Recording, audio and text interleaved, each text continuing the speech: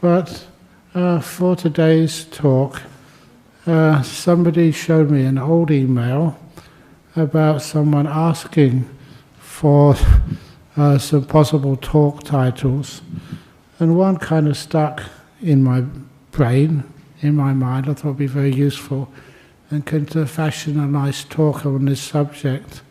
It started off by talking about spiritual bypassing.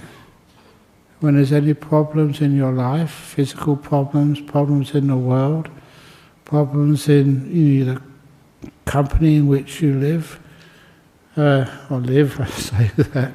I live in the Buddhist Society of WA Inc. I can't escape from it, don't want to. And also just the family you're in, or the situation, the body you're in. And so, is it called really good to call this bypassing? If you actually employ the beautiful means of your spirituality, your wisdom and your kindness, your compassion, to deal with these problems? Even actually thinking this is called bypassing. It's not bypassing, this is kind of the direct route. The way you should have been dealing with the difficulties and problems of life to begin with. It's not emotional avoidance, it's understanding one thing. There are basically two types of emotions in this world. And to think that all emotions are good or all emotions are bad, that kind of judgmentalism never made much sense to me. What did make sense is, first of all, you must not be afraid of emotions, acknowledge them. Once you acknowledge them, then being kind to them, then you learn from them. That's why this idea of opening the door of your heart to whatever your experience in this world, in this life, you learn so much from them. Yes, okay, I was missing for a few weeks. It's only because you're trying to be as kind as you possibly can to others.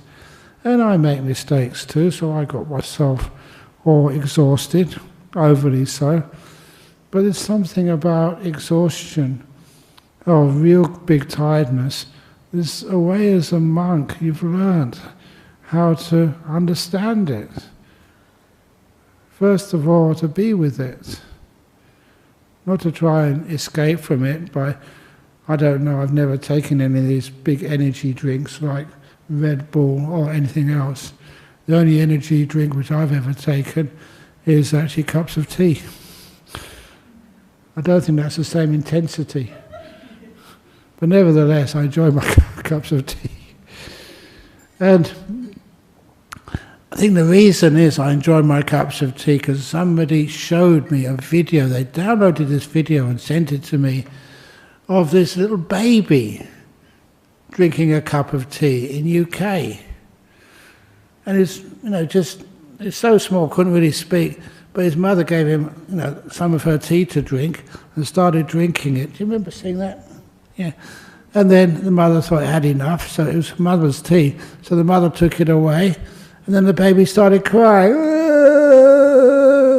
So the mother gave the tea back again, and straight away the baby was quiet, and then took it away again. That's how I got sort of addicted to tea. Not my fault, probably my mother's fault as well. Not really an addiction, I've given out for periods of time.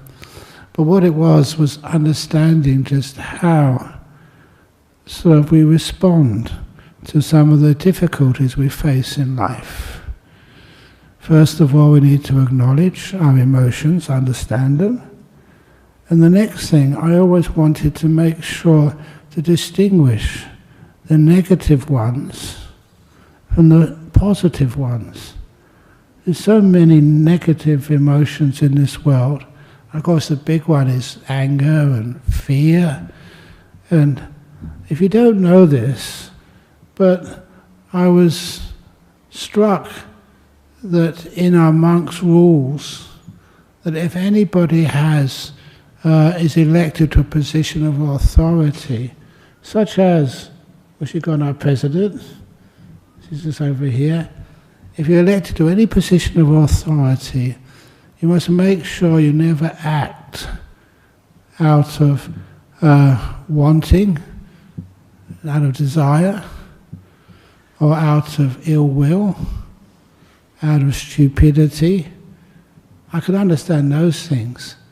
But it's also said you should never act out of fear. I love that insight because there's so much of a person's life. I don't know about your life as well.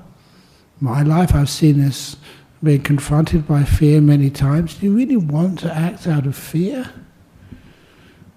If you act out of fear, it all goes wrong. You're not telling the truth, you're hiding the reality, and there's never any progress. It just comes to mind, I never planned to say anything about this, but that time when we had bhikkhuni ordination. And afterwards, that was quite a move which we made over here with all the support of you and all the monks over here. But some monks, some in other parts of the world thought that was not appropriate. I can't understand that, but nevertheless, it came to one of those points in your life. I hope you come to this point as well, because a great place, of finding insight into how you work. And that was when, going over to the place Wat Bapong, and in front of so many other monks who didn't really understand what had gone on, they just, after 2 or 3 hours of discussion, then they asked me, they said, if you admit you made a mistake, if you say that those 4 nuns at the time, now bhikkhunis, if they're not real bhikkhunis, then all will be forgiven, but just don't ever do that again.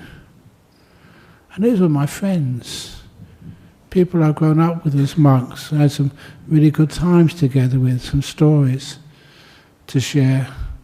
And even so, I had to make sure that these were also 4 women who we had given this ordination to, and we could find nothing wrong in the words of the Buddha, nothing wrong in the kindness which we were showing to people, nothing wrong in how we were taking sort of a traditional Buddhism which had no real place for the females, and actually moving it forward, actually doing something.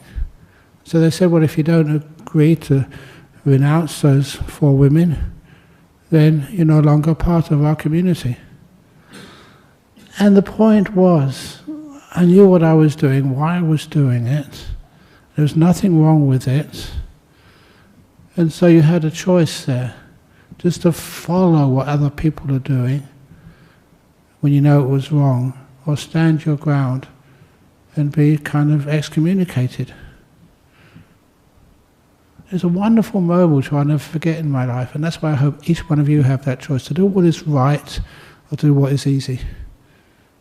And I was very happy with it. At the time I thought I would never be able to live with myself. I'm supposed to be a monk. Even at that time I was kind of a leader. I wanted to be a leader who actually does lead, doesn't just follow, does actually help others, instead of just being more of the same. So I decided, okay, they're 4 bhikkhunis. It's wonderful to see just how they developed in this world. You got sort of, I don't know if you know that Ayya Nirodha, one of them, Elizabeth, she was before, she's getting really old now, but she's over in Sydney. And we've got Ayya Seri and Ayya Hasapanya over here. Ayya Wayama passed away, but she passed away in bhikkhuni robes. Sadhu, sadhu, sadhu. And so those are the sorts of things you should never sort of make a decision out of personal benefit, or out of ill will towards anybody, or out of fear. And that's the same with you, what you do with your body. Never act out of fear. Act out of kindness, out of courage, fearlessness. You're not harming other people, you're not acting out of stupidity. These are the difficult emotions which always make wrong decisions when people just do things because it's the easy way or because there's something in it for them, or because they're afraid of being criticized. I don't know why I keep getting into these stories, old stories, which I don't know if any of you remember them. But apparently, that people keep asking me. I'm a monk, I don't know very much about the world, but you do get asked, well, what about things like that war in the Middle East? It's going on for such a long time, especially with Israel. Apparently they have had a ceasefire now. I really hope it holds. But I remember many, many years ago, after the 6-day war, they called it a 6-day war. It didn't last for 6 days, did it? Well, I don't know how many years. But I remember just one thing which did inspire me in that conflict was it was the president of Egypt at the time, President Sadat.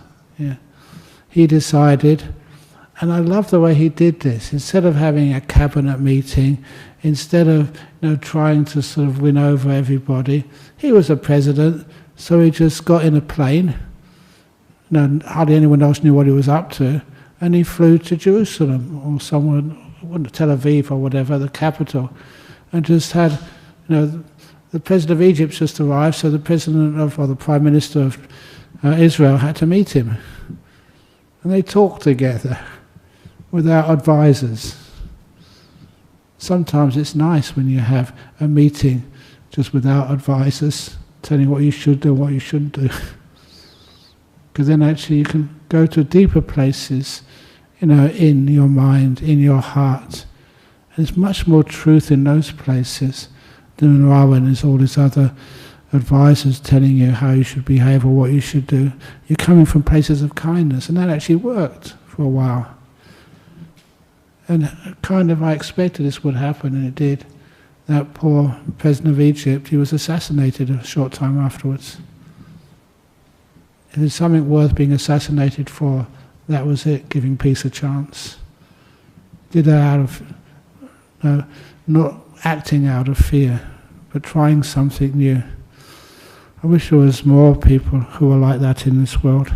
But nevertheless, when we know the emotions which are, going to be harmful, like acting out of fear, or acting out of personal desire, or how we can... I don't know why anybody wants to be a politician in the first place. If anybody ever wants to stand for Parliament, I think they need a bit of a head examination. Please apologise for any of you who are standing in parliamentary elections. We had one previous president of our Buddhist Society of West Australia, and you'll probably know him as Sol Hanna. And he actually stood on one of the for the Green Party in one of the seats in Perth. I'm very happy he lost.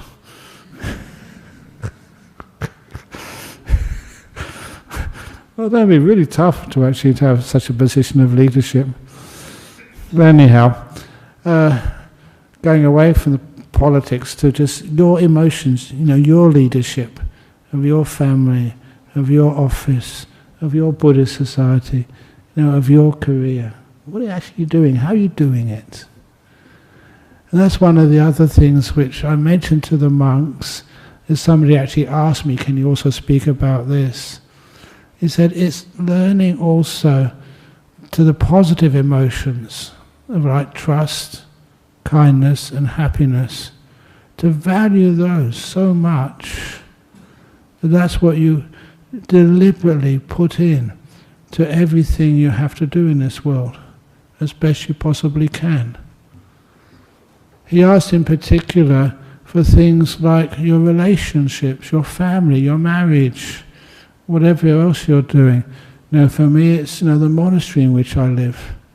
I don't just sit, actually I do a lot, just sit there. Don't just sit there. That was actually one of Thich Nhat Hanh's sayings which inspired me. Don't just do something, sit there. There's too much doing. But if we do, because we feel we need to sometimes, it's not spiritual bypassing or just neglecting your other duties. you find that we really need to do that for everybody, including yourself. And sometimes what you do for yourself, what you do for others, tends to meld all together. You know, I've told that so many times, you know, for people who have relationships. If, say, you get married, it's not about the husband, it's not about the wife. I love doing that. You've all heard me say this before, but it's such a deep teaching. I love repeating it. When I do a marriage ceremony, look at the bride.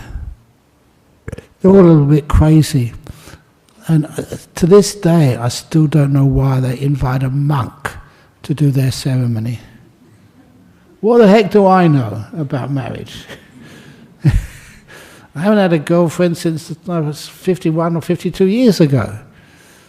I think things have changed since I was doing that sort of stupid stuff. But nevertheless, people say, no, come on, can you give us a blessing for the marriage? And I try my best. So that's one of the things I do. Look at the bride first of all, in her eyes. She always listens. There's 2 times as a monk, people will always listen to you. One is in a marriage, because it's important for them. The other one is funerals. It's amazing how many people, they keep looking at you when you're doing a funeral, because they know that if they don't pay attention, the person they've gone to the funeral for, they might come and just disappoint them afterwards. The ghost. It does happen, you know. Okay, one of my stories. This is a true story. There's one lady many years ago. She was Thai, married to a Chinese man, and she would really love, you know, the holy water which I would give. Unfortunately, for the wrong reasons. Because she was getting so sick, I knew she was close to death. She had a whole bucket of holy water once a week. 11 litres. I was really happy to help, you know, kind heart. But then I found out what she was using it for. Because this guy called up and said, is that Ajahn Brahm? I said, yes, speaking, on the telephone. Oh, I want to order some holy water, please. How much? So I never charged for anything. The holy water was free. No, it isn't. I get it from this Thai lady, and she's charging a bit much these days. It's very good stuff. I want to get it from the source. And that's where I found out. I found out where she was getting the holy water from, and why. She was making a small fortune from it. But anyway, eventually, it can't be so critical. It's just was always kind to this woman, and she was a very good woman. Sometimes you're just a little bit sort of strange. But anyway, when she really got sick, she came up to me and said, look, I can't trust my husband. That's what she said. So she said, Ajahn Brahm, can you do the funeral, pay for the funeral, organize it for me, and then half of the little house which we share together will bequeath to the BSWA. And I thought, I can't do that. You know, I'm not a business monk. I can't do deals like that. But then I said, well, you should speak to the Buddhist Society. So I spoke to the treasurer, and when he found out how much the house was worth, he said, that's a good deal. I can't say that, so we did it. So when it came to her funeral, we organised it, and the BSWA paid for it, and half of her estate she left to the BSWA. But after the funeral was finished, I remember asking the husband, I said, do you know where the trust deed is? He said, no, I don't know where it is. It's disappeared. I can't find it.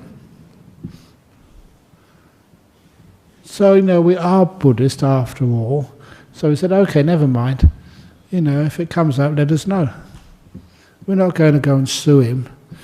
But anyway, I never forget, one morning at Bodhinyana Monastery, they lived over in Maylands. One morning, early in the morning, a taxi came. You know how much it costs to have a taxi from Maylands all the way to Serpentine? It's a lot of money because you have to pay both ways, because the taxi driver is not going to sort of get a fare from that part of the world into town. So it was expensive, and he wanted to see me straight away. Say, yeah, how can I help? And he said, Ajahn Brahm, I found the trust deed. Here's the will. I said, you could have just called up and we'd have come in the next time, in a couple of days' time, picked up. No, I have to give it to you now. Now, why now? Because my wife came last night as a ghost. George, that was his name. Really good, George, you know where that will is. Give it to Ajahn Brahm, now!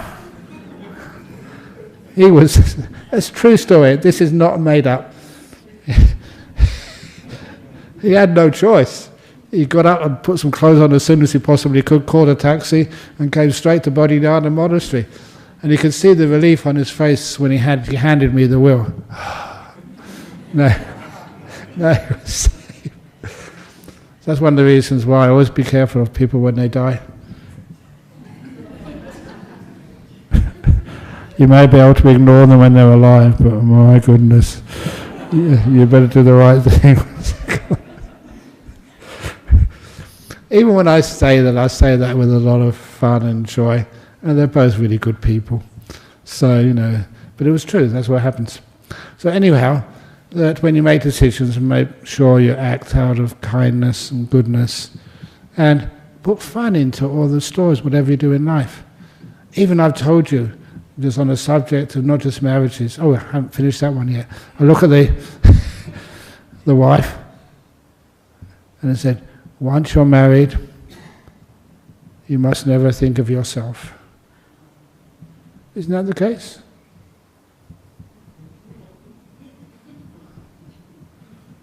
Oh, come on.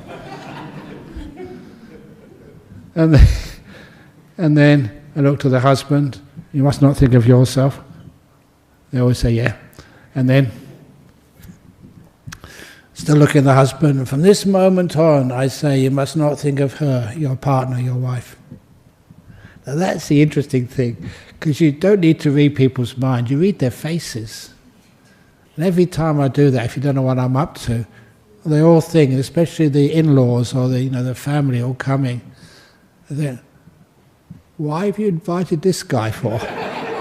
He's mad, he's crazy. And then I take it just a little further, then I say to the wife, from this day on, I don't want you to think of her, or him, whichever it is, what I'm saying.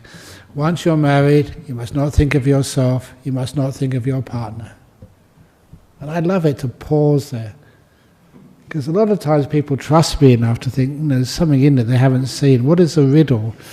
He's not mad, he's not crazy. There's something he's expressing here by this little riddle, which is really important. And I give them that answer, and I hope you understand that answer too. You must not think of your partner, must not think of yourself. From this day on, you must only think of us. The third option. Why do I have to be a monk unmarried to understand that? A lot of you guys don't.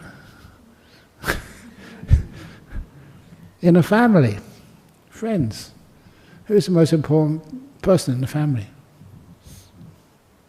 It's us, not one person. Who's the head of the family? Us. Okay, so who's the most important person in the Buddhist Society of Western Australia? Who said you? You're my friend, you get free membership for 2 lives. No, that's wrong. It's us. It always has to be about us, our community. And it's lovely that people join up as members, but even if you're not a member, you're still part of us. And that's really important, to have that perception about us, a community. It's not just the guy who sits in front of the microphone every day.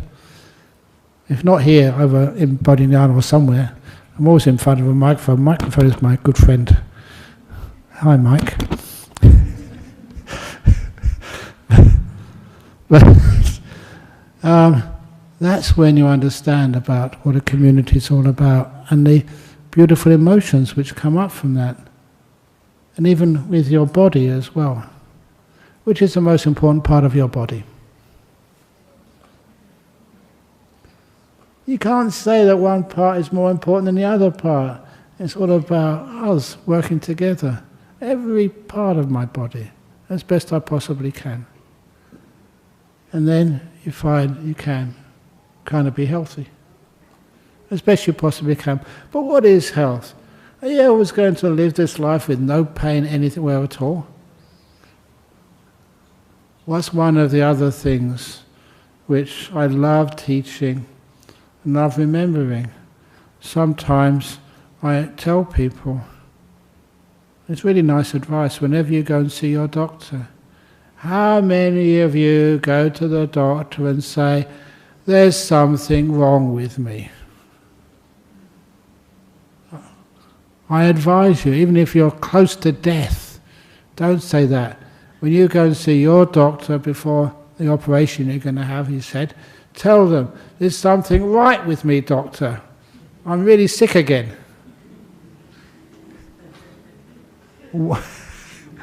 Why do we add negativity to what's part of life?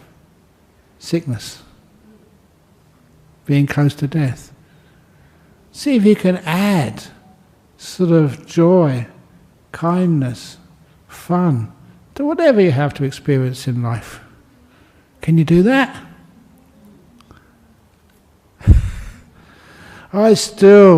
This is true, those people who know the story, they can go and corroborate it.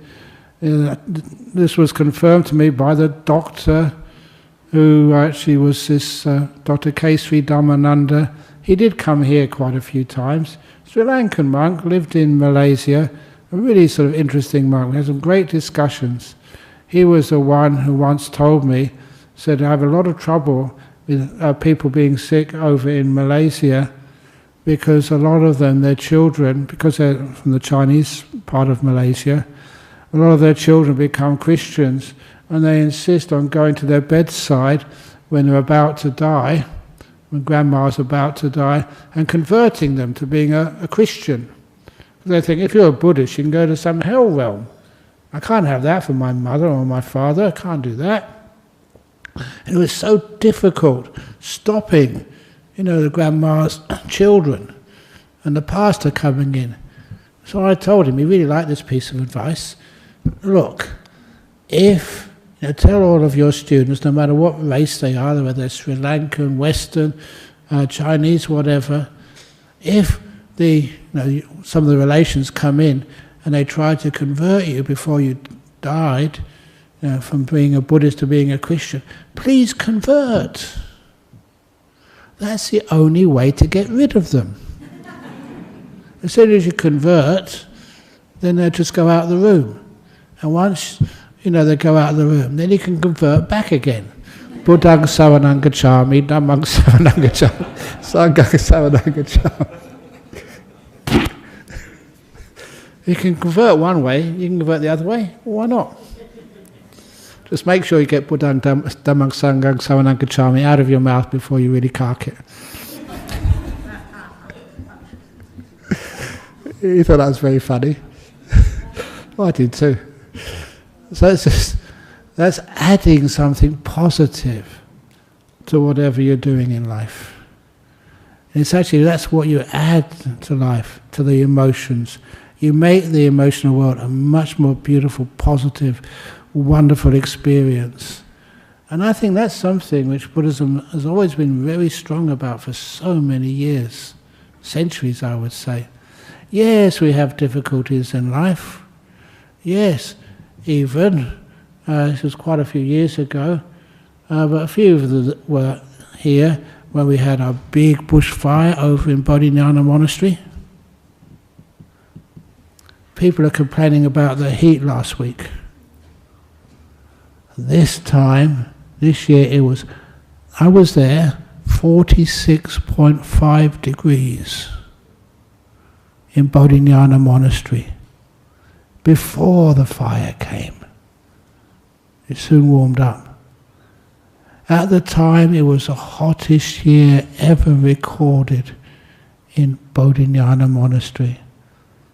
There was another, couple of weeks later, it got a little bit hotter. So it's now down as the second hottest year ever at that time. And that's when the fire came. Oh my goodness.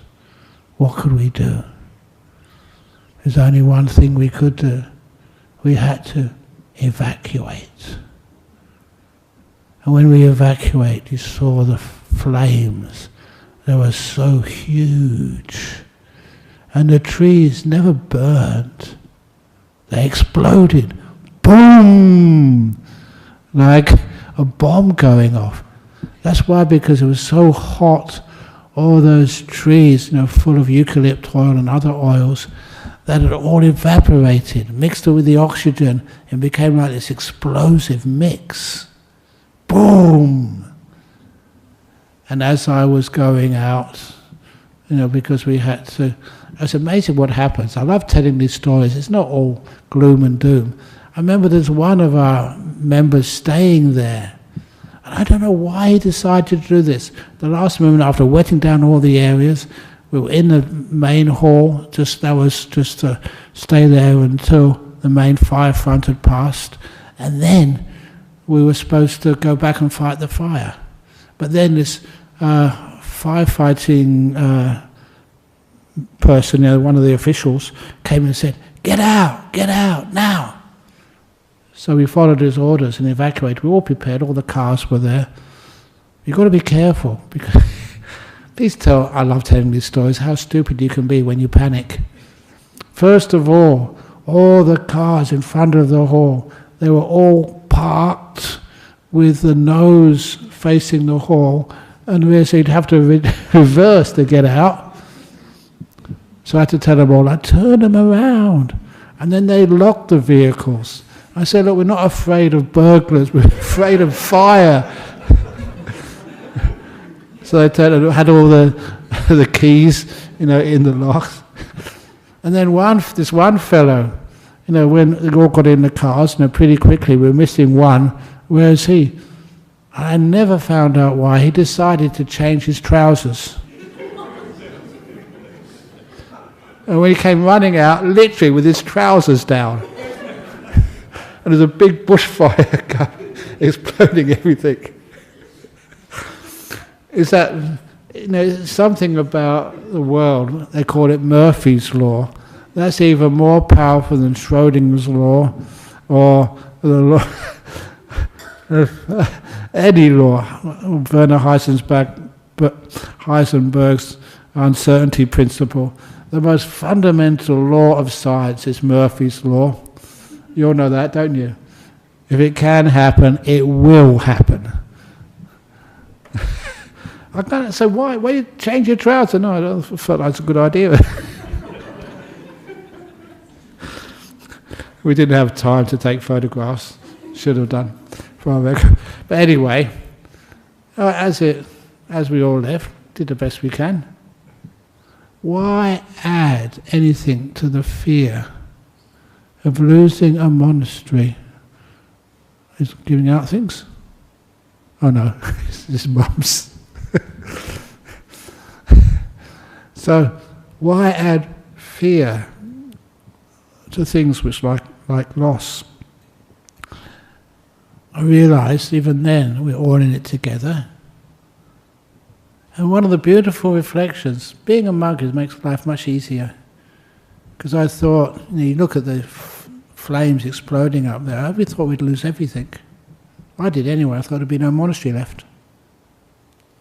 No monastery, did I say that correctly? What's a monastery? Monastery isn't the buildings. The monastery is not like the hall or a big Buddha statue. A monastery, a Buddhist society of Western Australia, a marriage, a corporation, a life It's much bigger than that. To me, the monastery is all of the people who visit there, support it, all the monks and nuns who live in those places, all the time people go there on retreats. That's what the monastery is. Even so many times, 'cause I've been there all the time since that thing was built. Actually, I built most of it. But a lot of the time people would come and say, when's the monastery going to be finished? It is finished. I can't see anything. The trees, the atmosphere, the air, the beautiful sense of tranquility. That's a monastery. It's not the buildings which you see. It's the atmosphere, what people feel when they go there. What is the Buddhist Society of Western Australia? What is this place? Is it the buildings? Are these architectural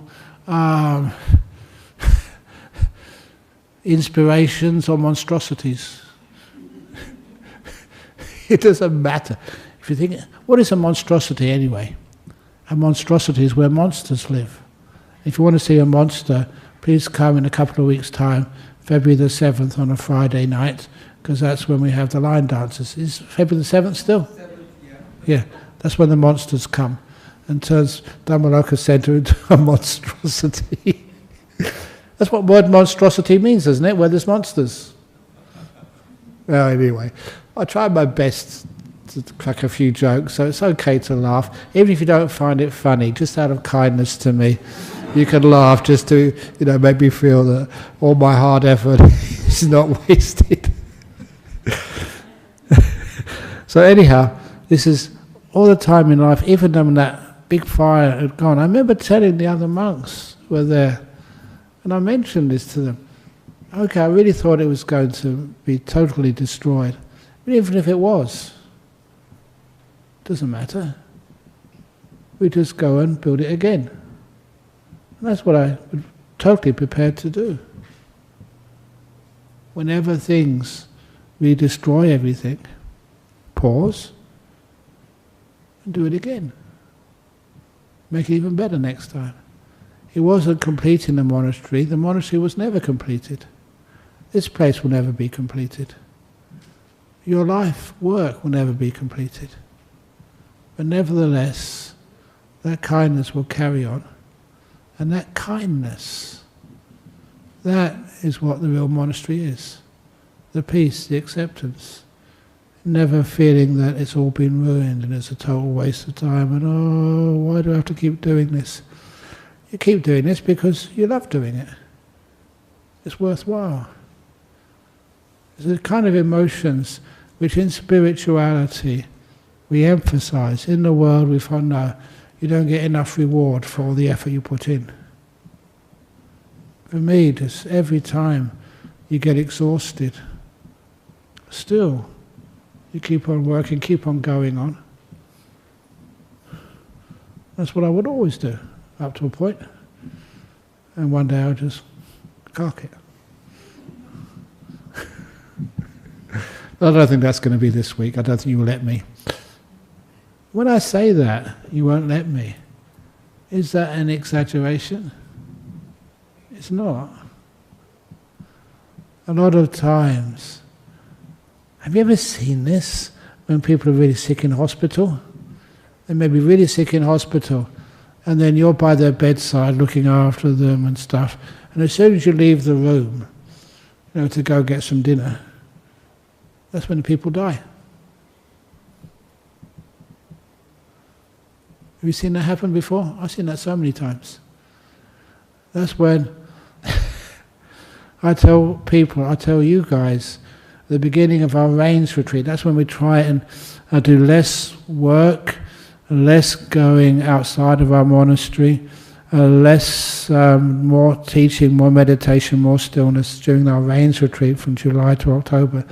I always tell everybody, we now, the monks and the nuns, are going on retreat. Please, out of kindness to us, you always ask, what can we do for you during a rains retreat? I said, please don't die. it does actually work. If you do the stats, we haven't actually taken down the numbers, but less people die during the rains retreat than any other time of the year. Less Buddhists, that is. You're very good, devoted disciples. Well done, congratulations, I'm proud of you. The will to live. That is also really important. Do you want to keep on going? The will to live is important. Know it's there, it can be done, and also, what are you going to do with it? What are you going to add? You know, what happiness are you going to add? I've had so many lovely times just talking about this. There was one lady, one of our strong disciples years ago, and you know, she thought she had bad hay fever. But it got so bad one day she found out it was actually lung cancer. And so by the time she had it looked at, she was really close to death. So I went to go and see her in the hospital, and she said, "Well, I've only got a few weeks to go." And but she was kind of laughing, cracking jokes about it. And she said, "You know, please," she was a Thai lady, she said, "Please tell all the Thai ladies, don't come and see me now. Can they come and see me once I'm in my box? And they can see me as much as they like." She meant that. She just wanted a bit of peace and quiet. But then, you know, she was planning all the funeral arrangements. She was a very smart lady. And when she, when I came out of the room, there was this like kind of elderly nurse. She saw me, and she actually grabbed me by the shoulder. She was a nurse. She wasn't a Buddhist. And pulled me into this side room. What's she going to do with me? And then she looked at me and said, "I'm so glad you've come, because that lady, she's the worst case of denial I've ever seen." "What do you mean?" We've just been talking about her funeral arrangements. And this nurse was actually kind of gobsmacked. What? She hasn't sort of got angry, upset, even though she's just found out. She wasn't that old. She's going to die in a few weeks. Yeah, she was laughing and cracking jokes. And that nurse, she was a Catholic. She'd never seen anything like that before. And it was real. That lady, for those of you who remember her, Ratana. Remember Ratana? Yeah, so she passed away. And she passed away. I remember her doctor came to the funeral service and said, "She's the first person I've seen who died with class." That's how he put it. Just, you know, without getting upset. And you know, that was her. So anyway, those are the sorts of things. How many of you are going to die? So come on, live up to the reputation of the Buddhist Society of Western Australia. Please die with class.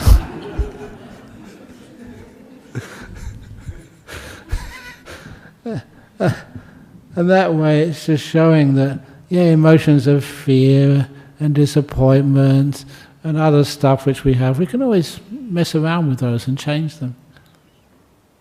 And things we have to do anyway, let's do it well. Let's do it with pizzazz. So anyway, now I've said that, I better be careful. Once I do die, I have to have a special pizzazz. Please, if I die in my coffin, please put a microphone in the coffin so I can give a talk and a few jokes at the very end. Why? Why not? A marriage? The most important thing is not just him or her, it's us, your kids as well. And as somebody was saying, what about stepkids? What on earth does that mean? To be step on, or where did that come from? Stepchildren. They're your children, they love you, they care for you. So your kids. I don't care if it's step-parents or whatever. And anyway, I know I've seen this so many times in my life. if you have, you have one father, you had one of our monks some years ago, because he was given up by his biological parents, he was adopted, and then his adopted parents split up and they got remarried, and I couldn't imagine just how many parents he had. He had his biological parents he met up with later on, and then his adopted parents, and they split up, so he had a step-adopted father and a step-adopted mother. It just got so complicated. I couldn't figure it out. But God's permission, I can talk about it and crack jokes about it. Why not, just whatever situation you are in life, why not give it some sort of extra special addition to create happiness? One of the last things was, I was going to say about how, I was mentioning this to the monks. This one guy over in Singapore, he was a CEO of the Changi Airport Corporation. And, because he was a Buddhist and I got to know all these people, he came to this little seminar on how to run a business, a Buddhist business. And he was actually a big businessman, just opening up Changi Airport Terminal 4. And he was doing that the next day. And so one of the things he said, that one of his workers said, "Oh, it's not a happy place to work in these businesses over in Singapore." And then he said, "You expect it to be happy." "Yeah. Why don't you add happiness yourself? When you go to that workplace, just make a resolution. Today I'm going to create some happiness with one or two people. And that's the most important part of my work. Doing the job and making some happiness there." It's wonderful when you can create happiness there. Like, "Please excuse me again, but tomorrow, early in the morning, I'm going to the airport again. I've got terminal disease. I'm always going to the terminals." But I'm actually going tomorrow morning again. But sometimes, because you go to these places often, it's not excitement you have, "Here we go again," having everything checked out. And I can still remember going through the airport recently, and they said, "No, in your bag," this is my baggage, as you all know. And they said, "In your bag, sir, have you got any prohibited items?" I said, No. Just, I said, "What about hair gel?" And I couldn't help but crack up and say, "Oh, seriously?" And all the people in the queue behind me, they all cracked up too, so I'll go through. But before actually going through, I did thank him. I said, "Thank you for making my day." And all these people behind me, "Oh, no worries, sir." That's how you add happiness, to whatever you have to do in life. They always see some funny side to whatever you have to do. Even, he's not here today, good old Dennis Shepherd, in some of the marriage stories, because I used to do the blessing, he used to be the legal part, Dennis, and so often he made mistakes. I remember doing the ordinary marriage service, and at the end of the marriage service, he was just about to say, "And now I present to you Mr. and Mrs." I said, "Dennis, you forgot the rings." "Oh yeah, sorry." He forgot to do the exchange of rings. But that's not as good as this other marriage ceremony I went to. When they realized that they'd ordered these rings, but there was some sort of problem over there, so they didn't arrive in time. So they decided to go ahead with the marriage anyway. Instead of exchanging rings, they're exchanging these like cream puff buns. He said, "With this cream puff bun, I do you wed." Well, that's brilliant. So you don't just get upset and think, "Oh, the whole thing has to be cancelled." You can always innovate. innovate and use something which no one's ever used that before. It's a marriage which you'll never forget. And I love things like that. Or just like, again, the funeral. Oh, they're not here today. At least one of them. The funeral is my fault, honestly, because I told it at a funeral service, you can actually make the coffin yourself. So I found that out, so I told this lady whose husband had died, and he was like a white water rafter.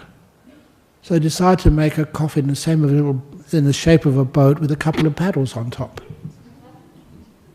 Only trouble is, it was the right size, totally legal, but it weighed a ton. It made it out of jarrah wood. And it was so heavy, I thought we'd kill a couple of the pallbearers as they took it. And the worst part about it is that once it was put on the conveyor belt thing, then I pressed the button to commit the coffin, and the motor wasn't strong enough, and it was struggling to go through, to the place where it was going to get burnt, and it was struggling, and the thing opened up, but it was going really, very slowly, and then it came back and it went crash into the coffin, and the coffin couldn't move. It was half in and half out. I was over in Fremantle. What do? The funeral directors aren't very helpful. They're just looking at us, oh my God, what are we going to do now? It's all gone wrong. But the wife who comes here, Jenny, she's not here tonight. But anyway, she jumped up on top of the coffin and tried to push it through. And her very kind friends shouted out at her, "You're trying to get rid of him that much." Trying to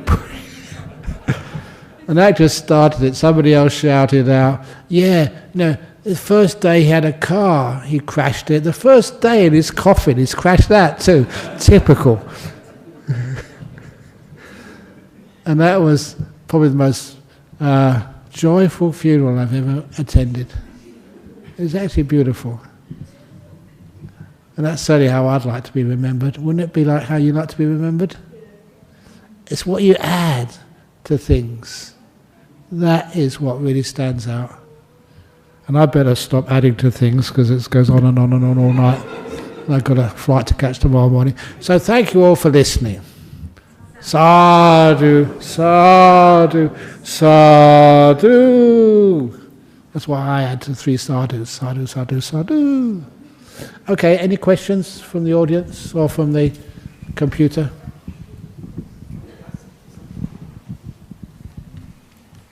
Could we do the computer ones first, Eddie? Where's Eddie gone? Oh, he's over there. Oh my goodness. From Germany. Dear Ajahn, please what can you say more about self-compassion, how to generate it, how to increase it, to protect myself and help others? Okay, for self-compassion, one of the things, and I mean this, first thing in the morning, simple things. Go to the bathroom, look at yourself in the mirror and smile. I did that for 2 years, honestly, when I was a student, and when I find it hard to smile. And it just gets stuck like this. You're smiling. It doesn't cost anything. You get into the habit. You're actually such a kind thing to give to yourself. Number 2, always understand the simile of the tree in the forest. I've never seen a perfect tree in the forest. They're all bent and crooked. I've never seen a perfect monk. Look in the mirror, Ajahn Brahm. They're all bent and crooked. I don't mean just, in a bad way. But they're never perfect, so take away your ideas of perfection. That's self-compassion and kindness. From Sweden, dear Ajahn, you told us that harmony is more important than the truth in a career company setting. Should I sacrifice my ideals for the sake of harmony? How can we be kind to another at the same time also be kind to ourselves if the person insists on their view? It's how you convince others.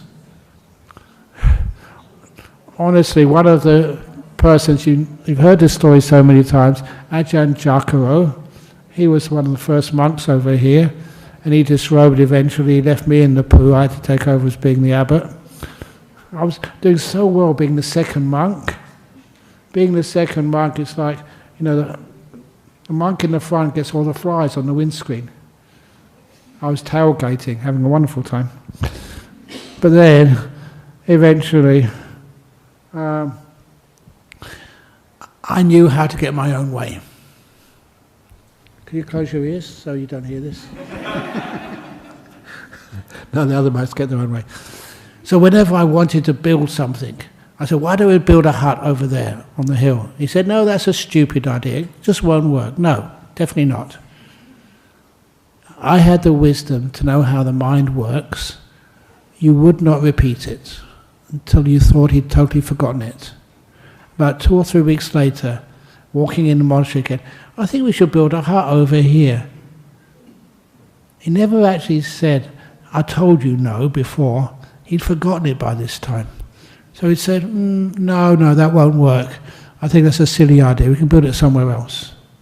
Oh yeah, probably you're right. I only had to repeat it a 3rd time at most. But most of the time, those 2 times were enough. I'd be walking with him, and he'd look at me and said, Ajahn Brahm, I think we should build a hut over there. You know how advertising works. You make the suggestion, but you don't over-make the suggestion. Otherwise, people understand what you're up to. That's how it works. That's how I got people to work so hard being president of our Buddhist society. I did to dear old Rachel Green, because she was a very successful business lady, and I asked her, I said, I think you make an excellent president of the Buddhist Society of Western Australia. This is a true story.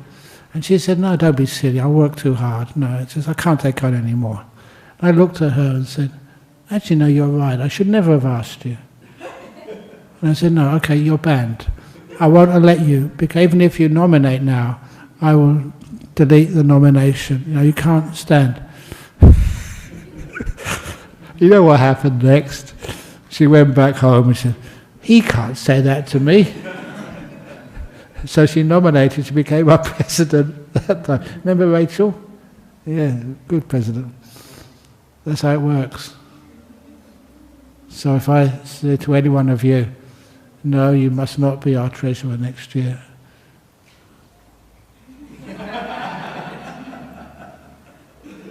Okay?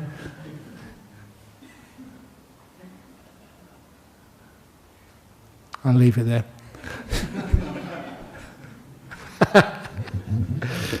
Be careful. Anyhow, that's, oh yeah, other questions. What am I supposed to be doing? Question from Poland. Ajahn, how to help my grandma who is less and less able to move, cook, eat? How to help her mind and spirit? She's not a Buddhist. Doesn't matter if she's not a Buddhist, she's a human being. Just be kind to her, be peaceful. That's one of the reasons why I've told a lot of people over in monastery that when I come off my retreat, there was a message from my brother over in London that my auntie had passed away. 99 years of age. And she's one of these, I have to tell you these stories about her. She was like, she wasn't really my mother's sister, mother's cousin, but they grew up as sisters after the Second World War. And, you know, just that's when they were maturing, looking for a partner in life. But before actually going to a dance, which they used to find their partners in those days, they went to one of these mediums. And the medium took one look at my auntie, her name was Opal, O-P-A-L, and said, you are going to very soon meet the love of your life and marry him. Oh yeah. Has anyone ever said that to you? Oh yeah. But then this medium was specific. His name is going to be first name Donald, surname Wolfreys, W-O-L-F-R-E-Y-S.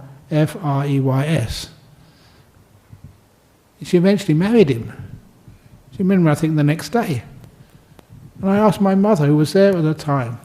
My mother doesn't lie to me. She said, did that actually happen? Oh yeah. And I asked, well, what was it like when this guy asked to dance with you, to my auntie? And of course you exchange name. What's your name? Opal. What's your name? Donald. Donald who? Donald Wolfries. Did you have a heart attack or something? And it was absolutely, totally true. And I don't know how many times you asked your mother that. And she said, no, that happened. But anyway, this is my auntie. She just died a few days ago. But how she died was really interesting. She was living by herself until I think about 6 or 7 months ago. 98, still managing to get around, easy enough. She had carers to look after her every now and again. But decided to move her into a care home close to one of her sons. And one morning she was just going down to breakfast in the care home, sat down at the table, and then just stopped breathing. No pain, no sort of gasping or crying or anything, just closed her eyes, and that was it. She's gone, dead. What a wonderful way to die. The only thing is, I told a lot of people, it'd be probably better if you die after breakfast. Rather There's a class of ghosts we have in Buddhism called hungry ghosts.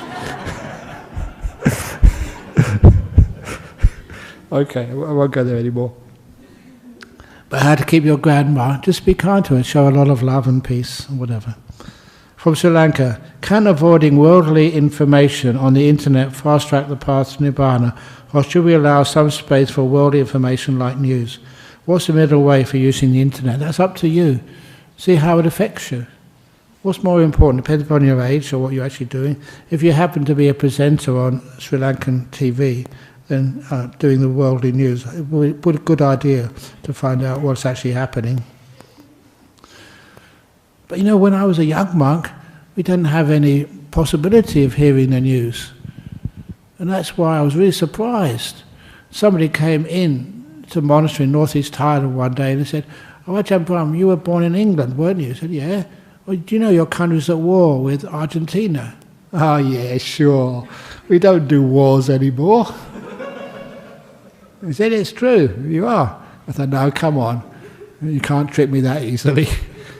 And it was happening, because sometimes when you don't look at the news, you don't worry about it.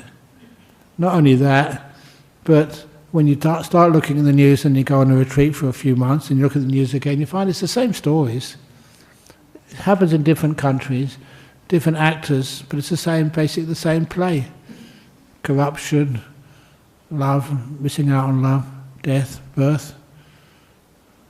Same stories, just different actors. Lastly, from Mao. Can you please let me know what should we do with a person's ashes after cremation according to Buddhist traditions? Thank you.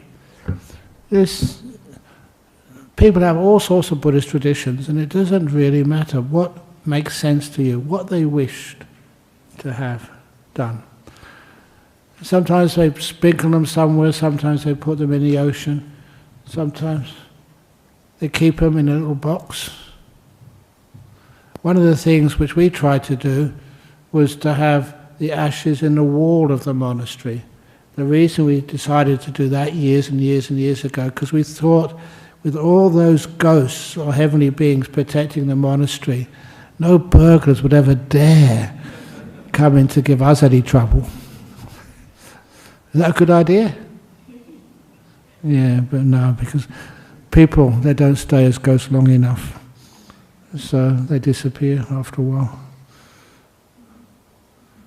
So that didn't work. But wherever you find it, and people say so every now and again they want to go back to pay respects to their loved ones. But honestly, do you do that? First few years maybe, and after a while, other parts of life take over. So the ashes, it's nice to dispose them in a nice place, but not sort of make a big deal about it. For me, I don't want to be cremated. I want to be mulched. Mulch is much nicer. You get mulched and it goes right onto the bushes and the trees. Wouldn't that be a wonderful way to go? No. I mean, once you're dead, not before you're dead.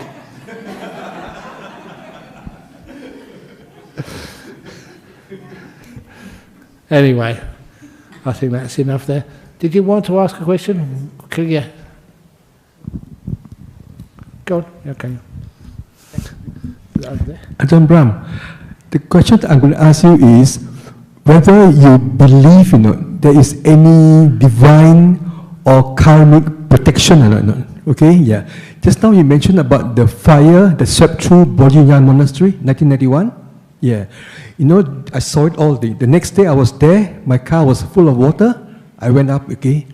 When I reached the monastery, I saw, the kitchen area where the monks, where they cook and monks have food, this thing, it was intact. Intact, and then the trees around, all burned down, Yeah. grayish. And then the trees were all green, and then the green, and the center was intact, And then I went up to the hall, the was intact. As there's only at the glass, the window, at the end, there's only a small one line crack. That's all the thing, Okay, just one moment. So is what I read in YouTube, now the fire in Los Angeles, they say that these celebrities, okay, who's done good karmic, good charitable work, their homes were all protected. That's what they call it. So do you believe in that's a... What does the name mean? Los Angeles. The angels.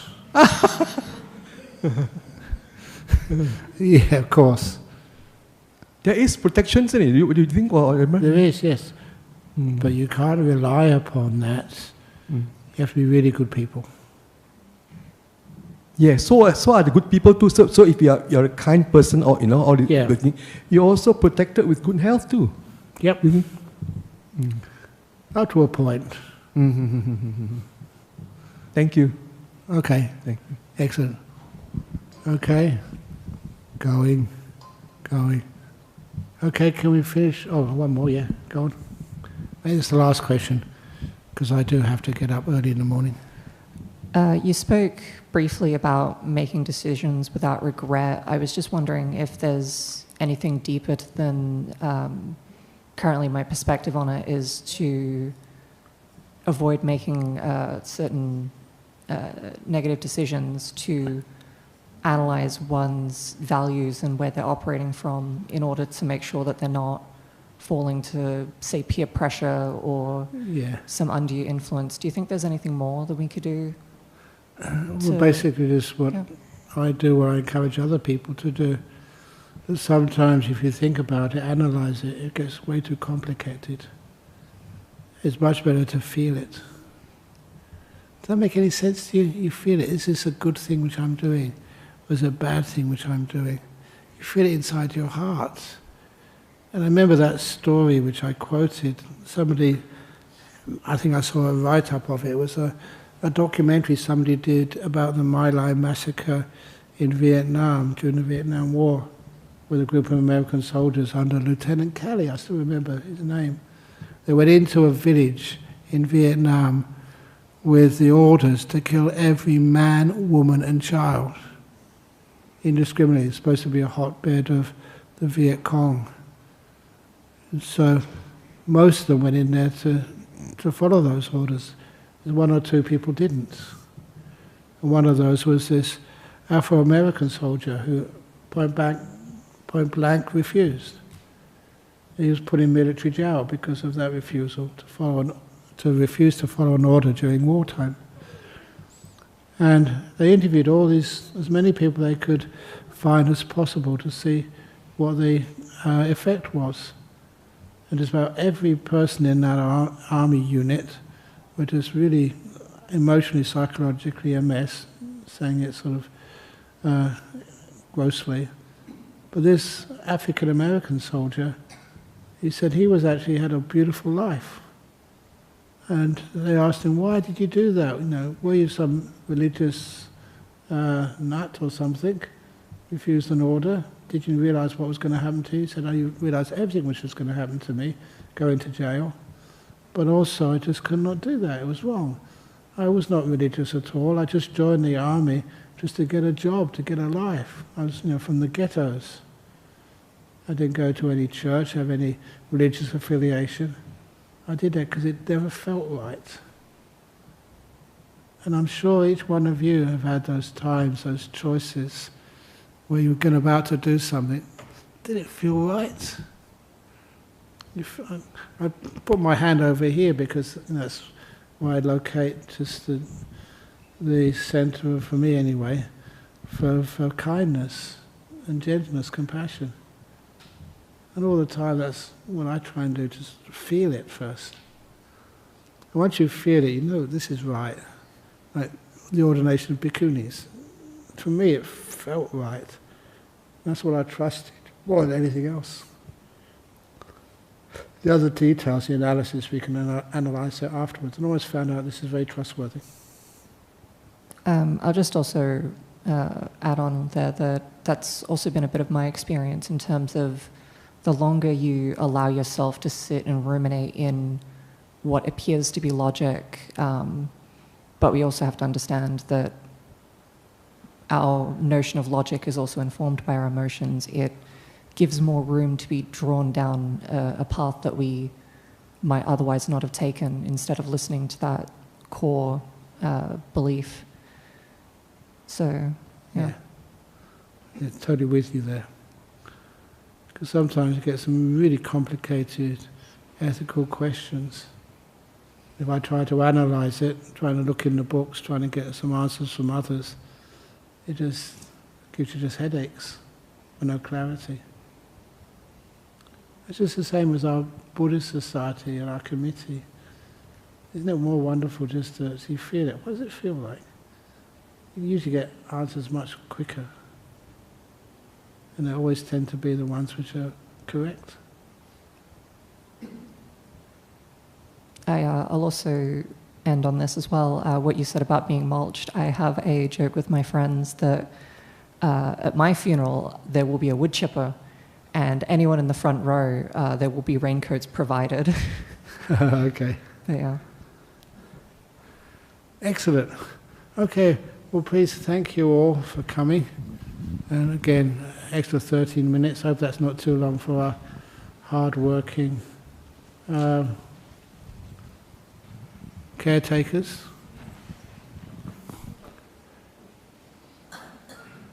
So thank you everybody, and I'll see you in a couple of weeks' time.